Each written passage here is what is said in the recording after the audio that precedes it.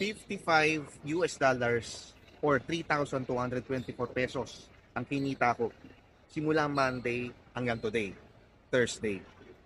At alam ko na ang next na tanong mo, may ginawa ba ako or wala para kitain yon? Tapusin mo yung video na to at ikaw ang makakasagot sa tanong na yan. Hey guys, nandito nga pala ako ngayon sa NAIA Terminal 3. So buti na lang hindi na-delay ang ating flight. So guys, LTA Gold Algo nga ang tinutukoy ko sa sinabi ko kanina. So today, nakakatuwa kasi kumita ako ng $20 mahigit mula sa LTA Gold Algo. Pag kinlik mo yung mga trades na yan, lalabas dyan yung pangalan nung nag-trade. So ngayon kasi guys, hindi ako yung nag-trade niyan, yung LTA Gold Algo 4. So tanongin kita, may ginawa ba ako para kitain yan? O si LTA Gold Algo gumawa para kitain ko yan? Ngayon, titignan natin yung kinita from Monday, July 22 hanggang today, July 25. 4 na araw.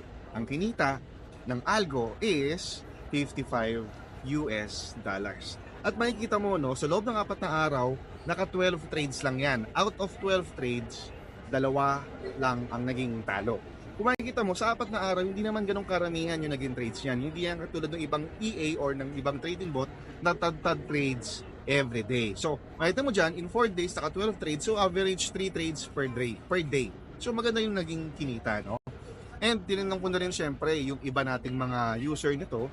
So, yan yung reply nila. Kumita ng $30, kumita din ng $55, di ba? So, yung tanong mo, kung may ginawa ba ako o wala, based sa nakita mo, based sa pinaliwanag ko, anong sagot?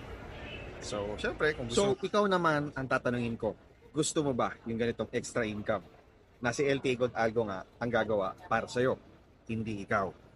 If no, definitely, this video is not for you. Huwag ka na mag-comment.